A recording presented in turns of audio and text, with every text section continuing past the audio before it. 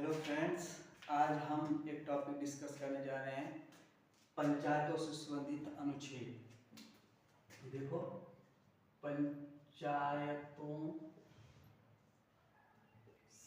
से संबंधित अनुच्छेद, ये टॉपिक है।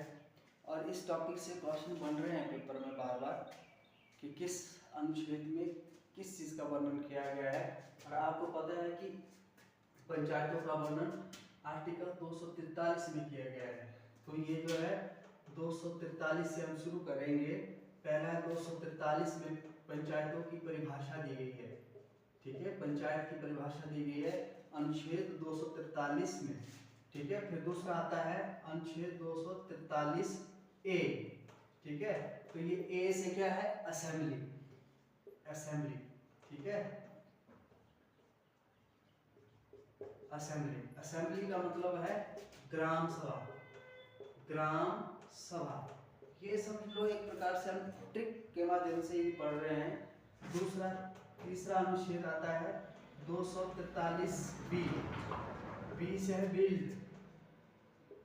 ठीक है, बिल्ड। बिल्ड का मतलब क्या है, गठन। गठन, पंचायत का गठन का वर्णन जो है वो आर्टिकल 243 बी में किया गया है। 243 बी में गठन है। फिर आता है अनुच्छेद 243 सी। सी से है कंस्ट्रक्शन। कंस्ट्रक्शन, कंस्ट्रक्शन का मतलब है संरचना। पंचायत की संरचना का वर्णन किया गया है आर्टिकल 243 सी में। फिर आता है आर्टिकल 243 डी। डी में क्या है, direction of reservation of states.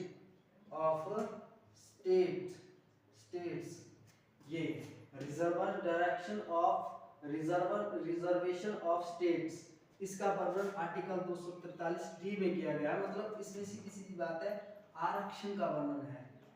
ठीक है, रिजर्वेशन मतलब आरक्षण। आरक्षण का वर्णन आर्टिकल 243 डी में किया गया है।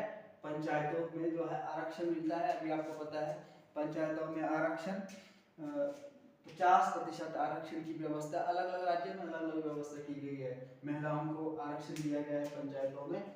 और उसके बाद हम अगला अनुच्छेद पढ़ेंगे 243 ई। 243 ई में है एज। ई से आप एज याद रखेंगे। एज मतलब अवधि।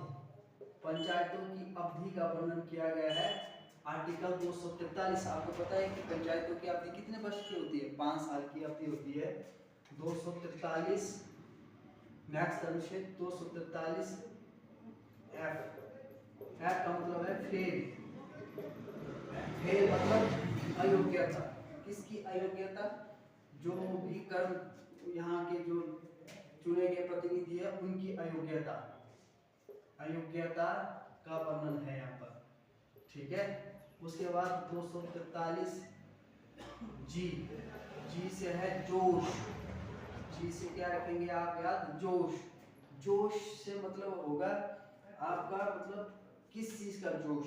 जोश का मतलब है कार्य का जोश। ठीक है, जो पंचायत में कार्य होंगे उनको, जो कार्य का वर्णन किया गया है वो आर्टिकल 243 जी में किया गया है। फिर उसके बाद जो है नेक्स्ट आर्टिकल आता है 243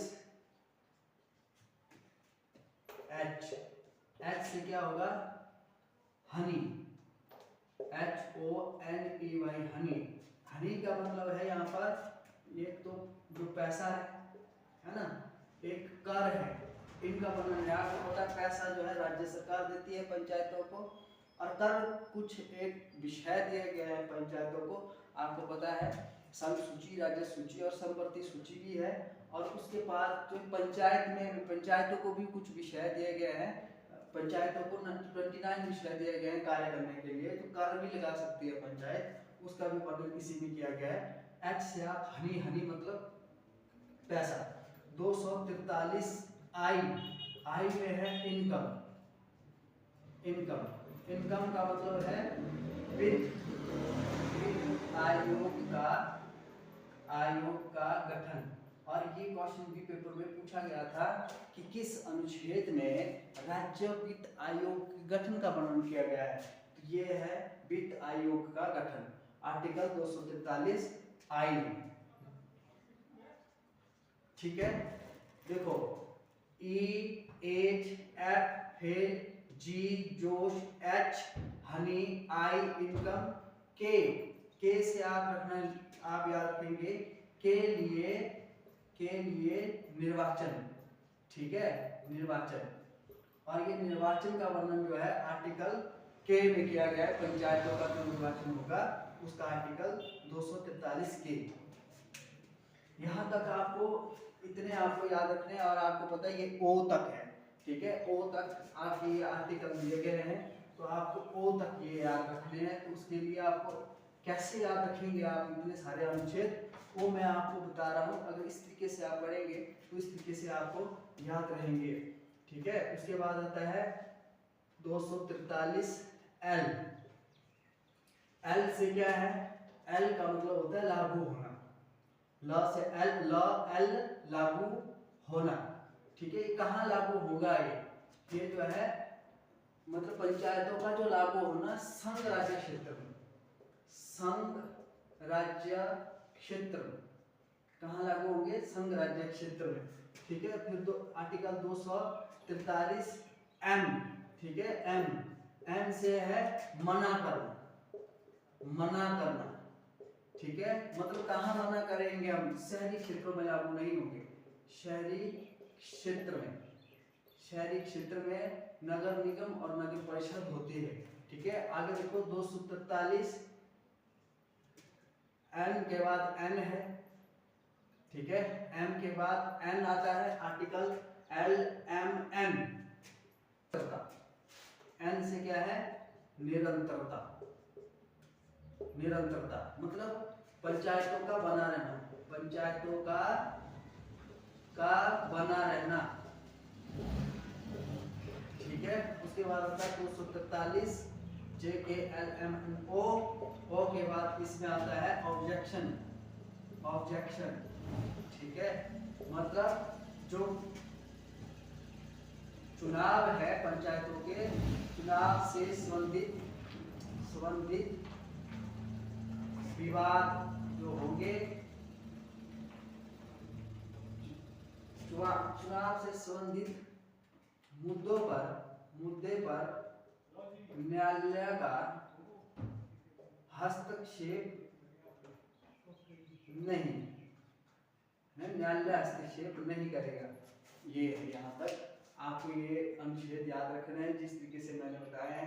थोड़ा इजी वे में है, आप इनको इजीली याद रख सकते हैं। 1-2 बार पढ़ना है, आपको याद हो जाएगी। Thank you.